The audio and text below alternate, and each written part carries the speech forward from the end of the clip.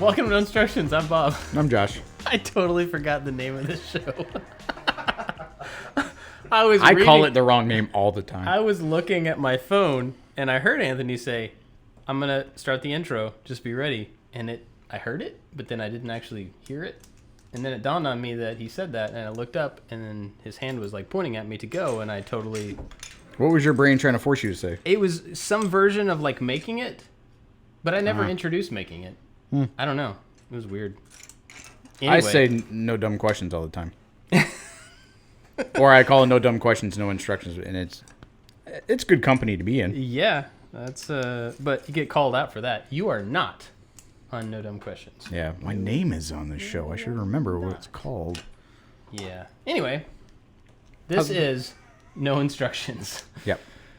So, how's it going? It's going well. How are you? I'm doing all right. It's been a frustrating week for all of us here. The internet went out. We have some first world problems. Yeah. That it is surprisingly frustrating how few things we can do here without access to the internet. The thing that really dawned on me over the last 2 days, so it went out on Monday. Today's Wednesday. It came back on about 3 hours ago. The thing that really has dawned on me over the last couple days is that I grew up without the internet. Mm-hmm. Me too. I spent countless evenings having stuff to do and finding things to be interesting and to be able to focus on stuff. Yeah, like other things. And then now all of a sudden 2 nights where there's no internet, I'm like, well, I can't do that, and I can't do that, and I can't do that, I can't do that. You know, and it's like there's still other stuff, I guess, but just the things that we've settled into, the things that are the norm. At the end of the night, we sit down on the couch, and my wife and I will watch a show, and while we're looking at our phones. Yeah, what I was about to ask, what percentage of that is the show, and what percentage of that is just playing on your phone? It's kind of both. Depends on the show. Certain things, like, I'm really attentive to. Certain things, not so much. But, yeah, it's usually half and half for us. But, yeah, man, super weird not having the internet. And I think it would be a good... I think that good could come out of it if it, like... It got turned off every night at 5 o'clock or something, and you just didn't have it, and you had to figure out ways to just normalize that again. But it was definitely strange not having to do that. Well, I mean, having to do that, but not continuing to have to do that, I guess. I got home, and I felt like I could breathe a sigh of relief. It's back. It is not... have you watched The Social Dilemma yet? I have not. I have not either, and I think people want us to do like a conversation about that show or that documentary in particular. But it was just the fact that I go, okay, now I can do all those things I wasn't able to do. Mm-hmm. And it was more of like a balloon was filling up every time. Like, oh, okay, well if I can't do X, I'll be productive in this manner. And I'm like, oh, nope, I can't do that either. Yeah. I'll use Fusion offline, which we can totally do, but it kept stalling. And I could do like one tiny thing every minute. And it was something that it hindered progress, or it completely turned off the availability of a thing that we needed to get done. And I think it was really strange to me in that is I would go like, well, if I can't do any internet stuff, then let me think about the things that I can do to be productive that don't. I have a shop full of tools. Mm-hmm.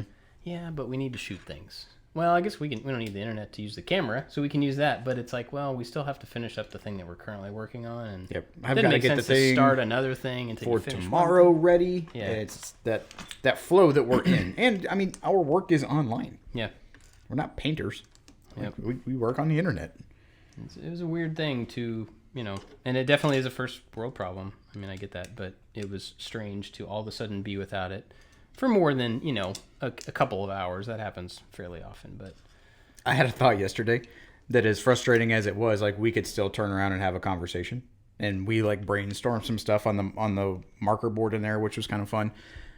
But I thought, if I were at Lockheed right now, and I didn't have access to the internet, which happened once. The city was doing stuff and just cut off the internet. I sat there and wasn't able to do or go anywhere. I couldn't go home. I just had to sit there the entire day. And it was ridiculous. Yeah. And so I thought about that when I got home, and it made me very, very happy and feel very blessed that even though our work, our productivity meter was halted, we could still do some stuff. We could still kind of like exercise that part in our brain to make us feel better. Yeah. While we were being frustrated that we couldn't, do what we needed to do. Yeah. But it's all good now. We have the internet back. We got all the internet. And right now we're sitting in another room not using the internet. So no, but we have to put this, and I thought about that. I'm like, oh, we could record the podcast, but then we have to put this on the internet. Yep. To get it to the person who edits it to put it on the internet. Mm-hmm. Yep. We couldn't play Minecraft on a local server because you have to go through the internet. Which is super weird. It's like a local server. Yeah. Yeah. You gotta authenticate online. Anyway, that's enough of us complaining. Thanks for listening, everybody. We'll see you next time. Just kidding. What else is going on? Anything? It's fall time. You closed up the pool yet? I know we've talked about that recently. I'm closing up the pool this weekend. My wife had a mega productive day the other day. We got our tree planted. Not a Christmas tree. Not a Christmas tree. The ginkgo biloba tree that we are planting in our front yard. So, that was the greenhouse. Oh, wow. Yeah, it was that long ago. So I had a tree. I have 2 trees in my front yard, and one of them was dying and diseased. And somebody up the road had the same problem. So we got this tree company to come over and just like annihilate this tree in our front yard. It was pretty spectacular. It was fun to watch. It took maybe 15 minutes for this like fully grown tree to like, the limbs are gone, the trunk is chopped up, and then they had this massive chainsaw dealie come in the yard and just like through the grass. But I remember everybody was over at my house because we were building the greenhouse. So like since that day, I have wanted a tree back in my front yard. And so I was trying to research trees, and I found ginkgo biloba trees that are really pretty, and they're like huge, like vibrant yellow leaves. It's really nice. But I didn't know, or the research that I did not tell me. Did you know that there are boy and girl trees? Not until you mentioned it, no. Yeah, I didn't know this either. My wife goes to the nursery, the greenhousey kind of nursery. And that's the question the lady asked me. So I get this weird text message. She says, did you buy a girl tree or a boy tree? And I looked at her dumbfounded. What kind of a dumb joke is this? Yeah, I'm like, and I had that Jeff Goldblum thing. Like, does somebody go out into the woods and like lift up the tree skirts kind of thing? Like, how do you know that? Because apparently the female version of these trees produce fruit like all female trees, and they smell like rotten flesh. Cool. Yay. So everybody's like, make sure you get a boy tree. I'm like, well, how do I make sure I get a boy tree? They're like, well, you're not going to know until it matures in about 20 years. I'm like, so make sure. Yeah, I was like, this is the stupidest thought loop anybody could ever say. Like, oh, make sure you don't do a thing. Like, okay, how do I do that? Well, you're not going to know. You do it and then realize that you shouldn't have. Yeah, you do it by chance. So be prepared for chance. And so then it was like, well, do we return this tree? And because there are certain species that are only propagated from male trees, which, again, I didn't know till after the fact. And people treated me like a dummy because I didn't know this about trees. And so I was going to try to like return it and get one of those. And then I decided that, whatever, I have a 50-50 shot. Theoretically, I don't know. But then I went, well, if the tree gets bigger that long from now, either I won't live in that house anymore, or if it starts to smell like rotting corpses in my front yard, I will chop it down. Yeah. And then I will get a tree that smells yummy. I wonder if the fruit is something that, like, does it smell once it falls off the tree and just lays there and rots? Or is it... I don't know.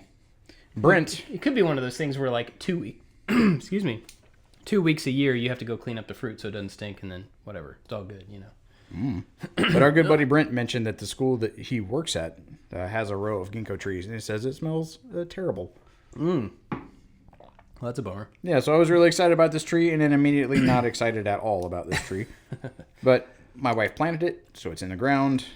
We were redoing our bedroom, so she found some Pinteresty pictures of like the 1x2s on the wall of like the weird geometric kind of chaotic patterns. I built one of those, or I did that in the room a long time ago, and so the wall was blue, like a dark blue, but the 1x2s were still white. And then she's just never gotten around to painting it because, again, I'm not going to paint it. And I thought it looked nice. And so not only did she plant a tree, she got pool chemicals for the pool. She finished painting that room. She homeschooled all the kids. She brought them over here so they could hang out with your kids. Like, she was a rock star the other day. Nice. Yeah. Back to the tree real quick. How big is the tree? Right now, it is about... Let me see.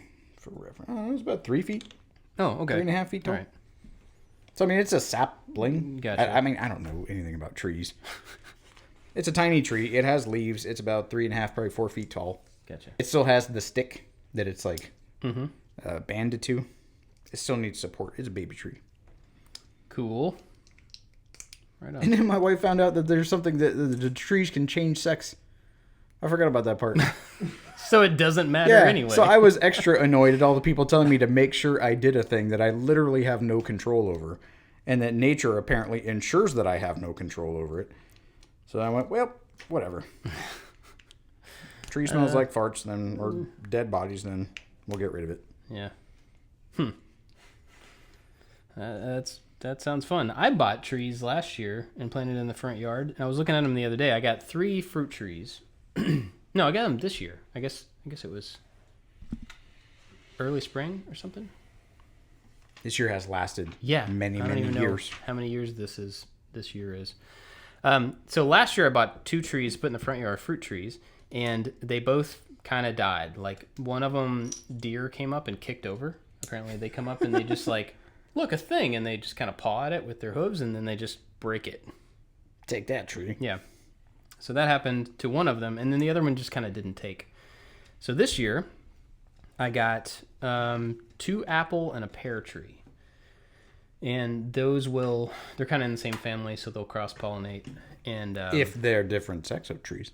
Sure. Pistils and stamens and bees. You got a bunch of bees. Yeah. So you're setting yourself up for... Okay, there's kids maybe listening. But anyway, so... Georgie. So that is... It's been fun to watch them, but I kind of expected... Like, one of them is doing pretty well. The other 2, they're like, okay, but they're not really... They don't seem to be taking as well. Like, they're still alive. They still have some leaves on them and stuff. But I'm wondering if over the winter, those 2 are going to just completely not make it. And then we're going to end up with 1. So our luck with trees is... I got a warranty on my tree in case it dies. Did you really? Yeah. Wow. In case it dies, I can return it. Well, that's pretty cool. I don't know. I didn't know that you could take trees and plants back to Lowe's if they die. Yeah, for quite a while. Yeah, when we did a bunch of stuff with Lowe's, every time I would go in there, I would see some person with this sad-looking tree or sad-looking bush, and they're like, I want to return this. I'm like, what? You can't do that. You just suck at planting things. And they're like, okie dokie. Yeah. Here's your money back. And I'm like, well, what do you do with that? That's like a tree rental service. It's not a bad idea. Yeah, I think it's like a year. I think you have a long time to take it back, which seems kind of crazy. There's a comedian that talks about when you give flowers to somebody, how it's not as nice as you think. Here's the thing that I killed. That's and it's like, dying here, and rotting. watch these die. That's about right. I missed a piece. Oh, man. Wonder if I can get it. I'm going to miss that same piece. I'm not. Oh, man. Yeah, now I just have random pieces left over here. That's frustrating. So I got a question yesterday on the internet at my house when I had the internet. Yeah. It was about, let me see, who's it from? Master of None? Yeah. Yeah, asked about, I guess his son is in his first year of college to be a programmer. And then with COVID, went back home, I'm assuming doing maybe online stuff or just kind of taking like a pause.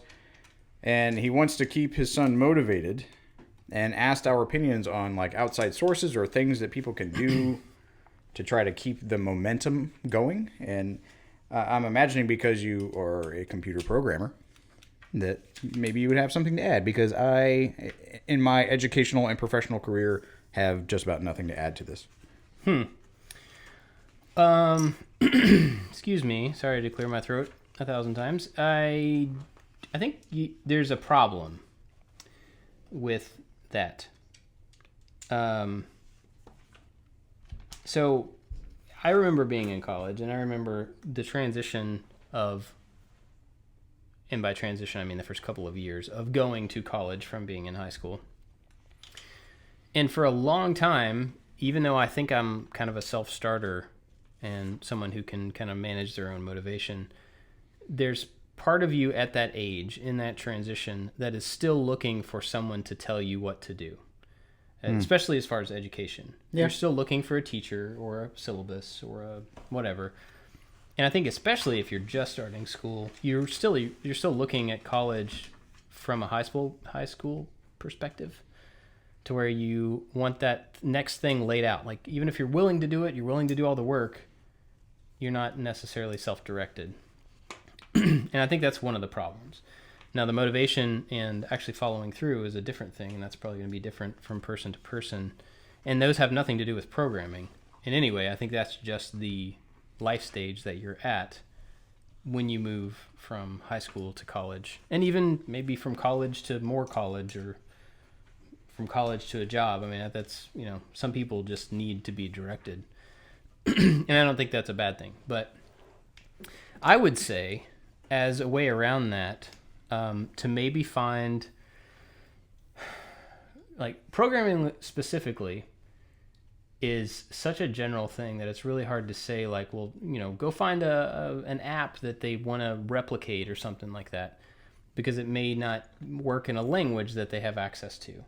Or I don't know, there's a bunch of stuff involved in it. But I think the first thing that came to mind was pretty much everybody who wants to be a programmer likes video games. Maybe not to like the 1,000th degree, but everybody has experience there.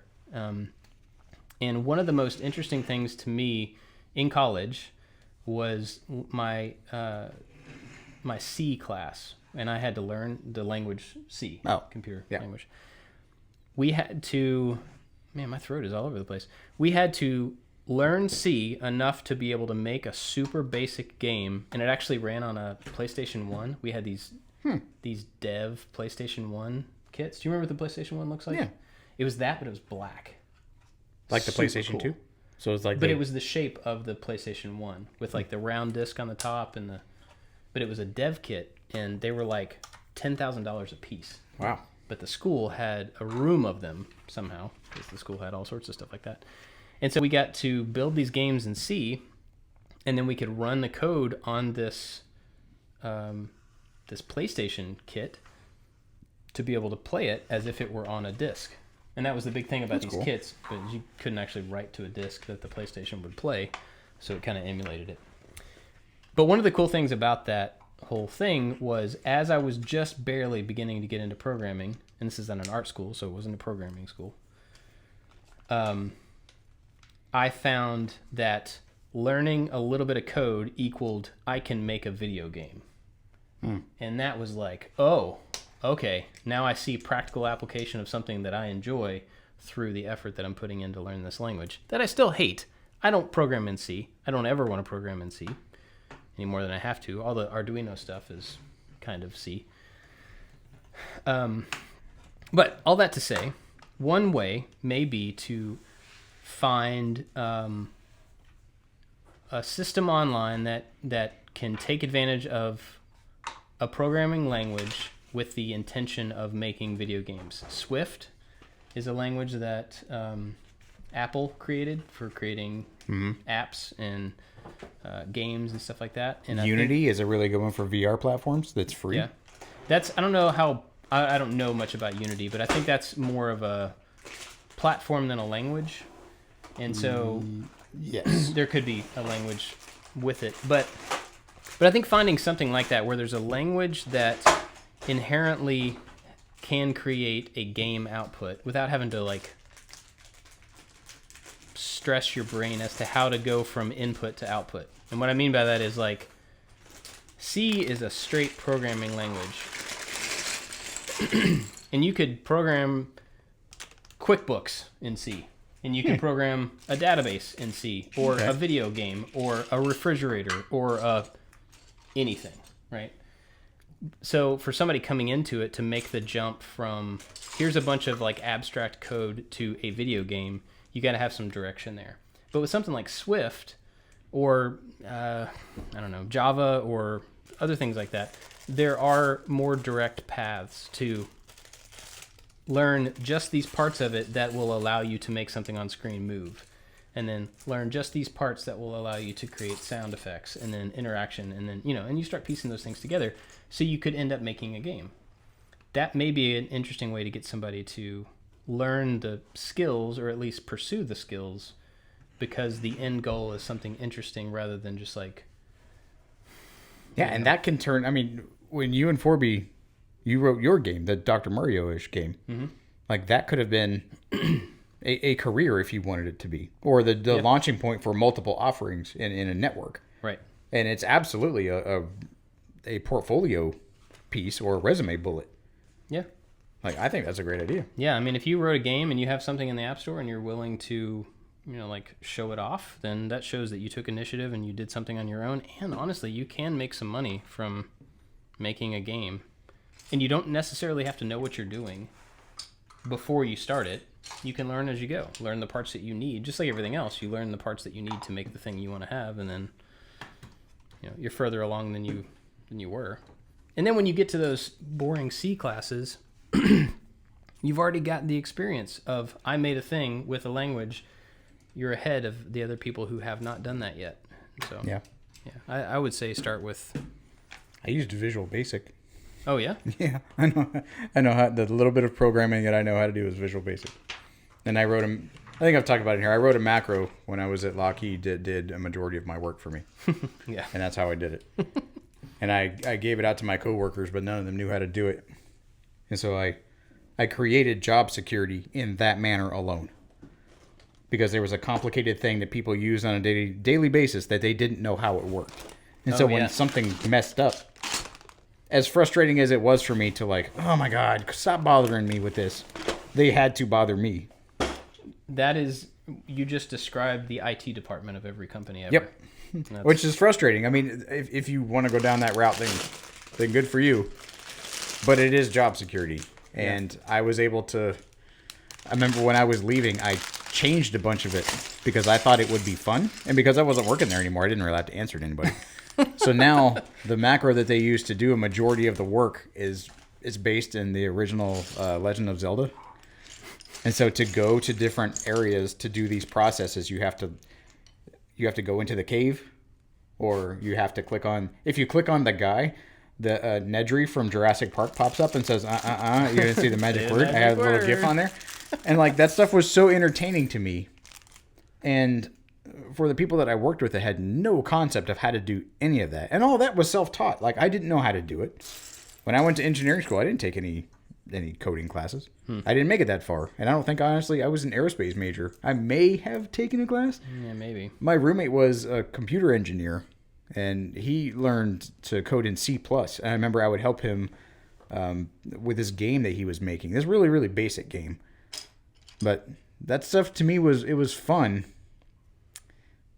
in a way that it was like another language, but frustrating in that language was so meticulous. Like you couldn't mess up a sentence. The sentence messed up the entire conversation. Yeah.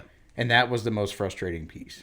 And so to me, coding, just like I'm a big nerd and I like Excel spreadsheets and I like to formulate and put functions all in it, and so it all works together. And it's the same thing, so I don't know why I would look at one different than the other.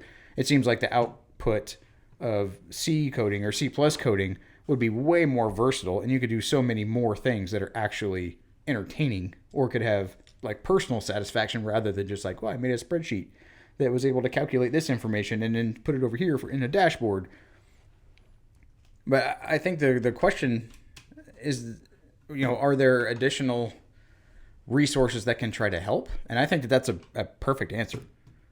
Like, who doesn't want to make their own video game? Yeah. Like, take the video games you like and smush them together and then figure out how to do that. And, I mean, there's YouTube. You can absolutely look at YouTube resources. That's what I was using when I was trying to make my own VR game on Unity. And I don't know if Skillshare... Imagine Skillshare seems like a pretty perfect platform for something like that. Yeah, probably. I mean, I would wonder if the amount of detail that you would need for learning certain types of programming would be difficult in that type of a setting. I don't really know. I've never looked there, but it'd be interesting to see how something like Skillshare would break down and what level of detail you would be able to get to. For me, like, I don't know if we've talked about it on here or not, but Forby and I made a video game for the iPhone, and it was called Flu Fighter. And basically, we loved Dr. Mario. We wanted to make Dr. Mario for the iPhone because it didn't exist at the time, and we couldn't use the title and stuff. So my wife came up with the name Flu Fighter. Essentially, it was the same thing. It's perfect. Forby did amazing graphics. It was super cool looking, and I had never built an iOS game. It at the time used a language called Objective-C, which I had no experience in whatsoever. And the thing there was I was learning the language to meet the need of the game, but I wasn't developing a new game from scratch. I'd played Dr. Mario. Mm-hmm. I knew what it had to do. I just had to figure out how to make that happen. And it was really interesting because there's a whole lot of that language that I had no experience with and I never had to run into. But I still was able to make the game. In fact, I built the game twice from scratch because the first time we did it, we put it was out for a year or two. Tons of problems. And rather than fixing those, we just started over and released an update to it that was an entirely new code base. And it built in opportunity for us to add more features in the future. We added like bombs and different specialty things that would fall down that you could trigger and stuff like that. But the thing there was I was replicating another game. So even if you don't want to go through the hassle of, smushing two games together or coming up with an original idea, you can just, for the practice of it, replicate a game that you like. And you will learn a huge amount about how people make games by trying to replicate somebody else's gameplay. Yeah. I had no idea how complex the algorithm to check for matches in Dr. Mario or Tetris, how complex that is. It is incredibly complex, and I had to write it like 5 or 6 times to get it right.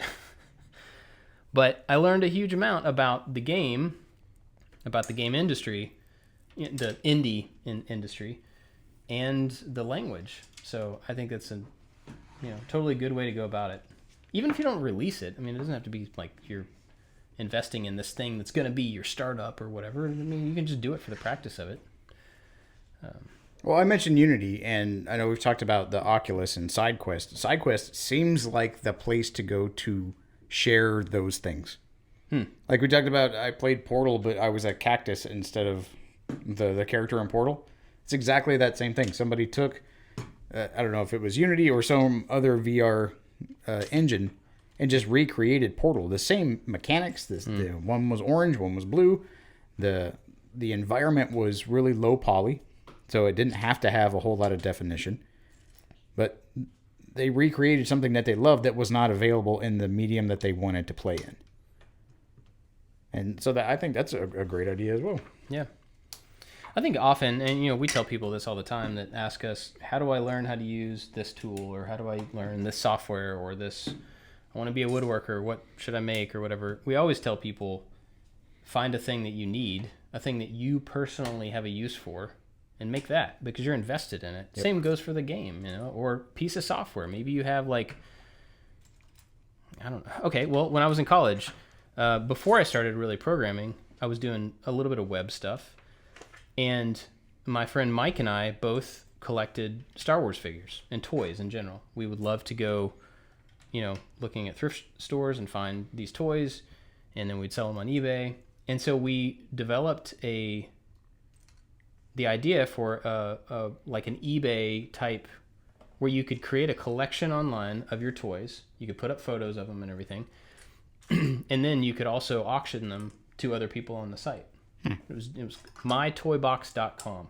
Best URL. Yeah, wow. Totally let that one go. Shouldn't have. Yeah, it was a good one. But so we started building this thing. I don't remember how I got to talking about this. Something that you needed in your life. Yeah, it was like I have this collection of things that I would like to sell some of them. I'd like to get rid of some of them. I'd also like to show some of them off and create a little thing. And I couldn't find anything at the time to do all of those in one place. And so we just started building this little website to do it. And so it doesn't have to be a game. It could be maybe you like to keep track of whatever's in your house, or, you want to build an Arduino thing to unlock your door or open your shades. Like, it's a programming project. Yeah. It's a goal. Figure out how to make the code do the thing that you want to do. So there's a lot of options out there for that, even if you're not into games, I think. Yeah. I would like to get my kids into programming more. it's hard, and maybe it's their ages, maybe it's their interest, but it's hard to get them over that initial hump of learning abstract stuff that doesn't have any sort of a concrete output yet. Mm-hmm. Like the jump there, it's not making an LED blink. That's not concrete enough, you know? And to get something on screen to do, you know, be controllable or something like that, the jump there I think is a little bit too big for their personalities. Not their ages, because I've seen very young kids do stuff with Arduinos and video game programming and stuff. So I don't think it's their age. I think it may just be their personalities. But that is something I would really like for them, because I think they would enjoy it long term. My son uses Scratch to do digital animation. He's a storyteller. He loves to write stories and likes to create a bunch of different characters. And I introduced him to Scratch as, like you're saying, like here's a programming language. Here's something that I think that a well-rounded, you know, kid who deals with computers in the world should know how to do. And he really took to it and really enjoyed it. And he figured out that you could make little animated comics. And so he writes little funny jokes and creates little characters and then moves them around the screen and adds pauses where the tone demands a little bit of pause. Like it's really neat. And his storytelling is fun in itself, but watching him like deliver a punchline at the right moment in a digitally animated cartoon using this free online, I think MIT developed Scratch. I'm not sure. I believe they did. But for kids, if it's something that you want to try to get your kids into, Scratch is a really fun avenue. Yeah, and it's not just like, I don't envision him being a programmer. Right. I mean, if he did, great. He uses it, like I said, to tell stories. The cool thing about Scratch is it can be used for a bunch of different stuff, and you can, I think there's like a kind of a generic starting page that will branch you off into the animation area. They have a whole Minecraft thing that you can do in Scratch. They have these like character sets where, you know, I want to bring in frozen characters and animate or create, you know, a path for them, and I want them to go left, up, down, right twice, and then interact with this thing. And so you can set up a combination of animation and interaction, you know, pretty easily. And they're intentionally building that so that it's attractive to kids in an education setting by using characters that they know. Not only characters that they know, but that is one way that our kids got to use it in school. And I think that was the thing that, you know, that brought them into it. They were like, oh, Minecraft stuff that I can tell it what to do. I can make a creeper walk around in 2 dimensions, you know, or whatever. So I think one of the problems, and now that I was talking about our kids not really taking to it, I think part of that might be my fault, because we are probably overly restrictive with their screen time. And I think that may lend itself to them not spending so much time on a screen that they're like, well, I kind of done all the stuff I want to do. I guess I could try programming something. Yeah, when you're tired of being a consumer, you start to replicate. They're so happy that they just get to be a consumer. Yeah, and they're like, I have 30 minutes of time to look up all the things I want to look up and watch all the videos I want to watch, and I'm just going to do that and not, you know. So that may be on us. But then there's a weird, you know, flip side to that. Is like, is that a bad thing? Should I limit that too much? Should I don't know. Well, what got you into, because you went to college for, I'm just going to ask. You left college with an art degree, but then you became a programmer. Yes. Make that jump from the thing that influenced you to how you made that decision to how you got that degree. Well, I mean, I went originally for design, computer design. I wanted to do graphic design.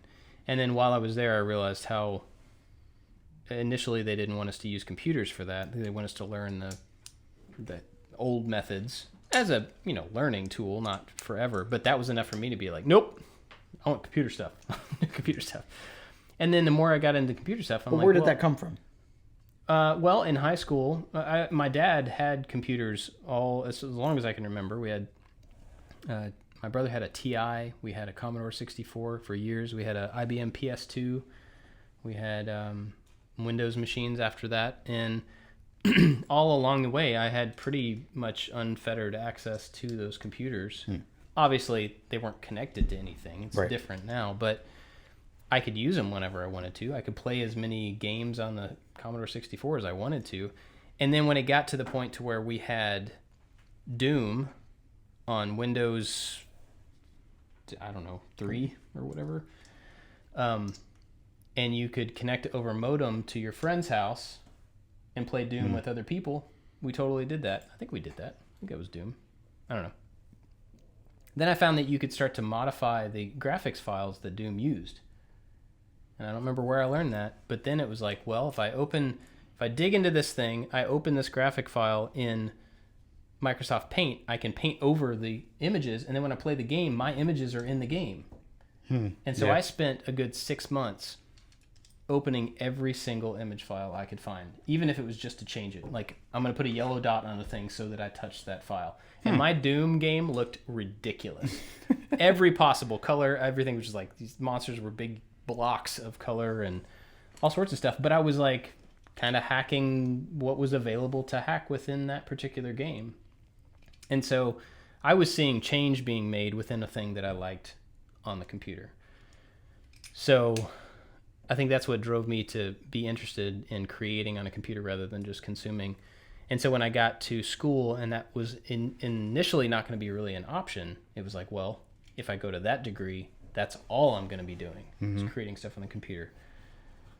And I did that for a while, but, you know, like, you can only use Photoshop for so long before you're like, well, but I want it to move. Yeah. And then you go to video stuff, and you're like, well, you know. And the internet was coming up at the same time, and I started seeing websites where people were interacting with the same stuff, but it was interactive to a degree. And my brother was a programmer as well, so I got to see what he was doing as a career, because he's older than me. And it just drove me to be really interested in the interaction that you could create with a computer. And then that was kind of it from then on. That was like all I really wanted to do. I'm not a strong designer, and so I think that part of it pretty quickly, I was like, well, that's not where I can excel, but the programming makes sense to me, you know, and kind of like what you were saying earlier with language, there's only one way to do a sentence in a programming language. So it doesn't matter if you can draw it well. It doesn't matter if you can execute a Photoshop thing to get something to look the same you want. If you write the code a certain way, it does a certain thing. Yeah. And so it's very, you know, it obeys. Yeah, it obeys. The machine is not stupid. You told it to do something that it shouldn't have done. And I think that's one thing that really drew me into programming versus the art around me, was that I could try to draw a picture of a cat all day long, day after day after day, and it probably won't look like a cat.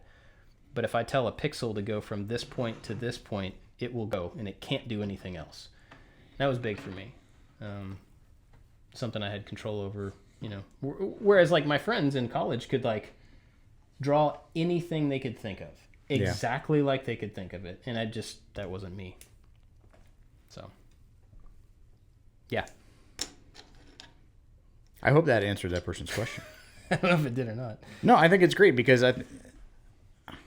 I think the deeper that you get into something, especially when you get into kind of where do you want to go from here, you're at the start point. Yeah. And all of the decisions downstream can feel really overwhelming. I think it can be really refreshing to hear, like, you have the power to do what makes you happy. Like, start there. Yeah. Rather than ticking all the boxes that a college or someone wants you to accomplish, and getting all your A's, like, fantastic. And I remember when I was in college, like, I had to fill out a resume because I was up for an internship with Mitsubishi. I had to fill out a resume, and I'm like, there's nothing special about me. I mean, I have an associate's degree when a lot of my peers didn't. I'm like, that's not anything. And I remember this guy I was in a project group with, he built RC airplanes. And so, like, that was his love of aerospace engineering, was like, he had built RC stuff. He could care less about flying the space shuttle.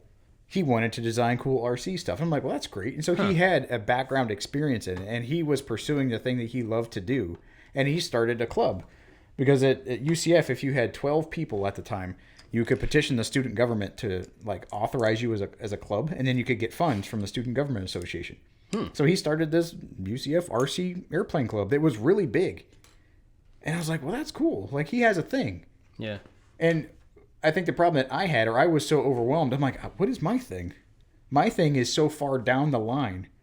They're like, I wanted to fly the space shuttle. I wanted to fly jets. I want to do those things that I had always dreamed of doing, but had no experience doing it already. So there wasn't like this well of like, what do I love about the thing that I can either draw back on or push me to motivate me? It was always me pulling toward that goal.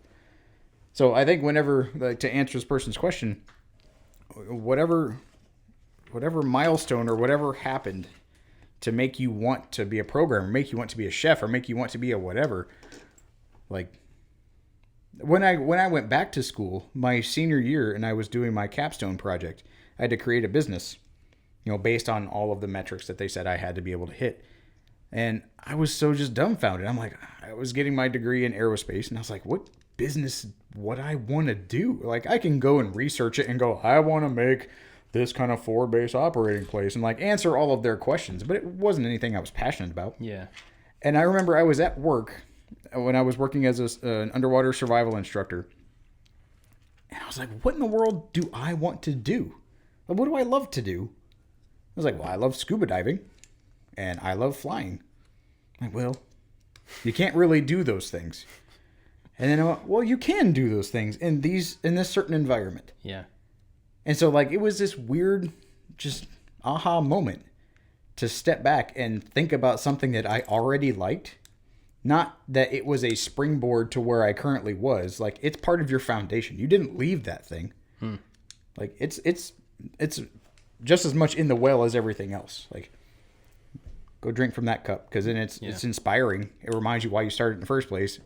And it gives you the next step forward rather than just answering everybody else's questions.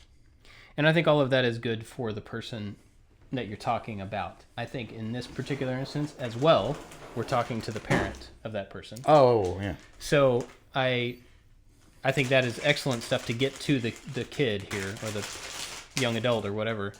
But I also do think as a parent, part of our job there in that case is to... Go ahead. It's going to be loud. I'm sorry.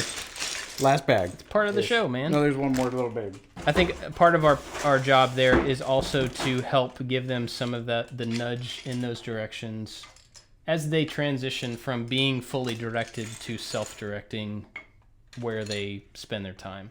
That's what college is, I think. So, not necessarily being like, you should make a game, and I'm going to stay on you until you've made a game, but bringing out the stuff that you just said as a parent, exploring that with them and helping them kind of find what those things are. I have a fear about that scenario. Really? Yeah. That as random as that event was for me, and as random as that event, that those life-changing moments were for you, I fear that if I hear one of these random life-changing moments from my kids, that I would try to influence that moment. And then it would be like, I would try to go, well, but this, have you thought about this? This could be more successful, or this could be more whatever. Yeah. And when thinking about this question and in this conversation, I'm hoping that my future dumb self can listen to my past current smart self and go like, that's their moment. That's absolutely their moment. Whatever those little pieces that built their foundation, or whatever little drops end up in their well, like, I don't have any control over those things. Right. Their loves, their desires, the things that they have affinity for. Like, I hope in the future when those come up that I am mature enough to go like, I may not understand, I may not agree, I may think other things would be more lucrative or advantageous. Like, I hope that I would allow my kids' passions to drive them. I think, honestly, if you're thinking that now, I think you'll think that even more later. Yeah, I hope, because then it's real. It's not like a thought exercise. I think you will. I mean, because I think if you're conscious of it now, they're only going to theoretically get more mature. You're only theoretically going to be more open-minded as you continue on and see more of life and see how they change and things like that. I mean, I think one of the things you can definitely do at any stage when a kid brings you an idea is just ask another question, because it doesn't shoot them down, but it forces them to go deeper within their idea. My second son is constantly bringing ideas to me like, hey, can you make rocket boots? Literally saying, can you make rocket boots? Now I could say no, and because I can't, but I could say no and just completely shatter both his ideal of who I am and what I can do, his imagination for coming up with projects that, to where he would always second guess the reality of what he's thinking of before he even gets it out of his mouth. Or I could just ask him questions and let him go deeper into it, and he may find, through going deeper, why it won't work or why it needs to change. Or when he's 22 and in college, and they go, you need to make a project. He's like, I've always wanted to make rocket boots. Yeah. But if you tell him no, then when he gets in college, he goes like, well, my dad told me I can't do that when I was a kid, so obviously it's still not possible. But if I say, well, what kind of rockets are you talking about? What kind of this? Like, just ask them questions. I think you can kind of help guide them by asking those questions just to make them think deeper at a more realistic level about whatever it is you're talking about. Yeah. I mean, if one of my kids came to me and said, I want to be an actor, I would be like, well, what kind of acting? Because there's a big difference there between I would like to be an actor in community theater because it sounds like fun on the weekends, or I'm going to move to LA when I'm 16 and become like a Disney, channel actor or whatever. I mean, those are very different things. And if you just say, well, that's a bad idea, actors never survive, never make money or whatever, you're shooting down both of those opportunities. Yeah. So I think, again, like if you're thinking about it now, I don't think that's going to be a big consideration. But one way around it is just to always ask deeper. Because I have thought about that before. My kids want to be wildly different things than each other. And I don't want to be the one that says, well, you should do this because your brother or your sister is going down this path and they're obviously being successful or they're really good at this thing, because they're not the same people. They're extremely different. And I don't want to try to force one into the mold that another has created. So I watched, there was an HBO miniseries on John Adams. Have you ever seen it? I feel like I did see part of that. It's really good. Came out several years back? Yeah. Yeah. And there was he's quoted, and it's in the show, but he's actually quoted as, I don't want to butcher the quote, but he's in France. And John Adams was very practical. He was a lawyer. He was a farmer. Was one of the founding fathers. Was a delegate from Massachusetts. Pushed the country into independence from Britain against a lot of internal resistance. And so eventually he went to France, and he's there, and he's in this group of people, and the culture of the time in France was just opulent. Everything seemed really wasteful. Everything was very just flamboyant, and he was at odds with it, and you could tell it was just uncomfortable, and they didn't understand why he was so uncomfortable. And they were asking him about his kids, and the quote went something to the effect of, like, he has to study like war and law and things like that so that his kids can then study writing and history so that their kids could then study art and things like that. And that has stuck with me for a very long time. And not that like it is matching, the succession of my family, but listening to other people as I get older, like you going to art school, and I've listened to a lot of people who have went to art school, and like that was never an option for me. And like going to see a play, like I love going to see plays, but that was not a thing that like my dad cared about. It was nothing that my family particularly enjoyed. My family, every male member of my family, both sides, has been in the military. I don't know if it's a sense of duty. I don't know if it's a sense of just assurance or security, but it's there. And now thinking about my kids, I was like, man, I don't want my kids to join the military, not as like you don't do it, but because dad did it. Because everybody did it. And I don't want you to I mean, there's opportunities, hands down. But the thing that finally got me, and I think pushed that point home, was right before my dad retired, he was deployed to Iraq during like one of the initial first waves. And then when I was deployed to Iraq, I stopped on my way to go to the base that I was going, I stopped in at the base that my dad was at. Oh, weird. Yeah. Huh. And there's a part of me is like, our countries as a whole are never going to be done. I'm like, I don't want my kids. I don't want 3 generations of my family to go to the same place in conflict. Like you're not. I'm not making. I didn't make you any personally, or Anthony, or those people home. I didn't make you any safer by being over there. And so there's a thing like I just don't want that for them. And when my son, like, he loves listening to the Hamilton, he loves writing, he loves writing stories, and like the idea that he could be a writer. And in my very practical, like, growing up brain, I'm like, well, there's no money in that. You can't support a family on being a writer or an artist. Like, that's not a thing. And I think back to that quote that, like, my grandfather set the framework for my father's life. My father's life set the framework for my life. And each one of those generations has afforded opportunity to not have to do the thing that the previous generation did. Right. And so when my son, like, if he wants to be a writer, he told me he wanted to be a cartoonist or like a comic book writer. And I thought, well, that's cool. Like, there's no reason you can't do that. Right. There was no reason theoretically I could have done that too. But like in my head, that John Adams quote mixed with like the practicality and the duty of like the succession of my family. I'm like, I wonder if we're past that now.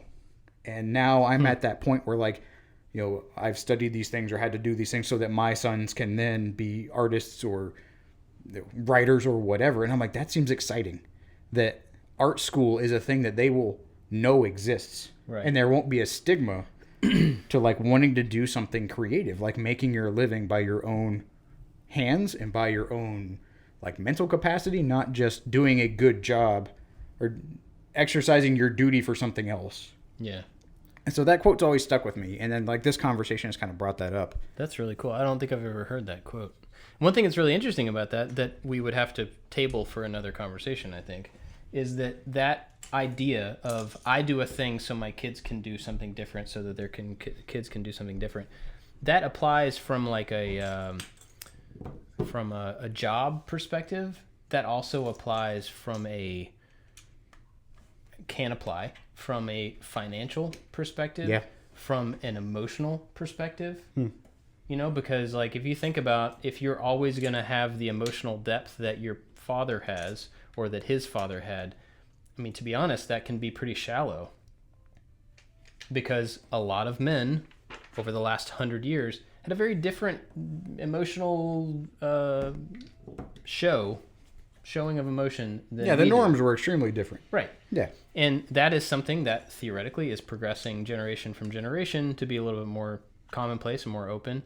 So, I mean, I think there's a bunch of things that you could take that same idea and apply it to, and like look at how you're afforded something new because of your father, because of your mother, because of the people before you, and you have the opportunity to do that for your children, and looking for ways to apply that to different parts of your life, that'd probably be pretty eye-opening. Yeah, that piece that I do these things so that they don't have to. Like, everybody wants a better life for their kids. And I think the original question that we got is a father trying to figure out how they can help, or how he can help his son in this kind of time. But what better looks like is based on your own past. And so you're kind of at, I think I would feel at odds with, I want you to be better. Yeah. But I want you to be my version of better based on my experiences. And that's not fair. Right. Yeah. And it's moments like these where I think about that and I think like, well, that's so far away. But I mean, it's not. It's every single it's day. Not. That's the Your thing. Kids are in middle school. My son is almost in middle school. Yeah. Like, we're having these conversations because it's not that far away. Your nephew is a freshman in college. Yeah. Like, these are conversations that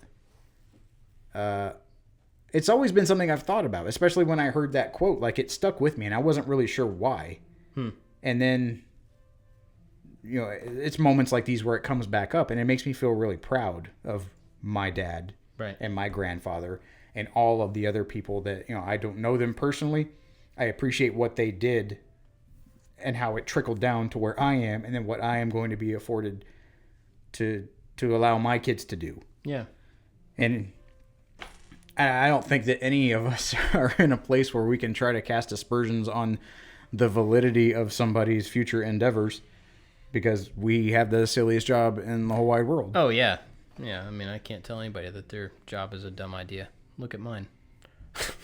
It's awesome, but ridiculous. But it came with a level of prudence, and it comes with a level of responsibility and a basis of something that you're good at. Yeah, which anything can.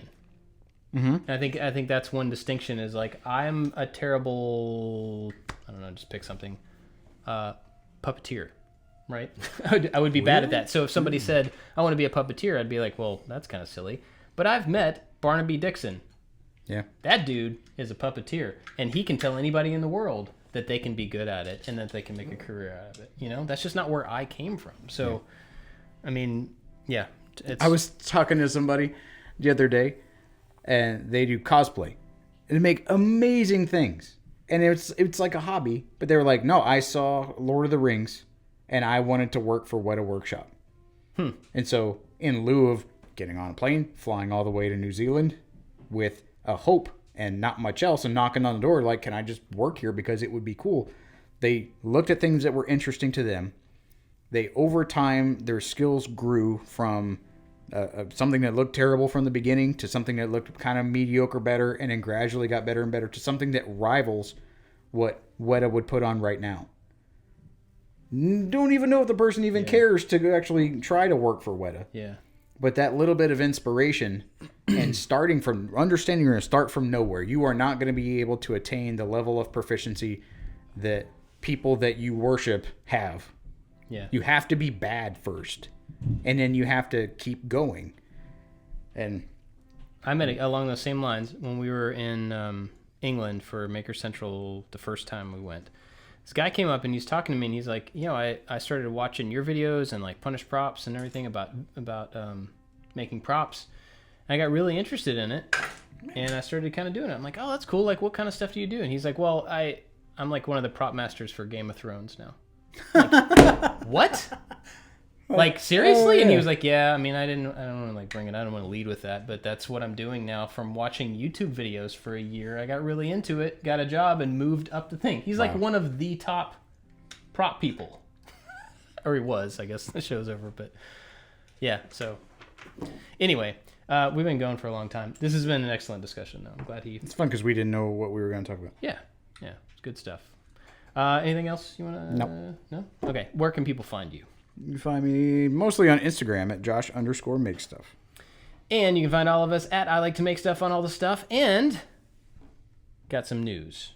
We have another podcast coming out soon. Oh, you're going to tell people I'm about just that? going to go ahead and tell people about it. Because if you're listening to this one, then you're kind of like, you're in the small number of people that listen to this podcast. So you're not going to tell anybody anyway. The smirk. Brain Pick is coming back. I recorded the first episode of Brain Pick, and I'm sure it'll go out. I don't know when it'll go out, but people in the Maker Alliance will get an after show for Brain Pick, which is more conversation with our first guest. Stuff that I haven't even, Anthony and I haven't even heard it yet. Nope, I recorded it. So people that are in the Maker Alliance will get to hear it the same time that Anthony and I and Forby get to hear it.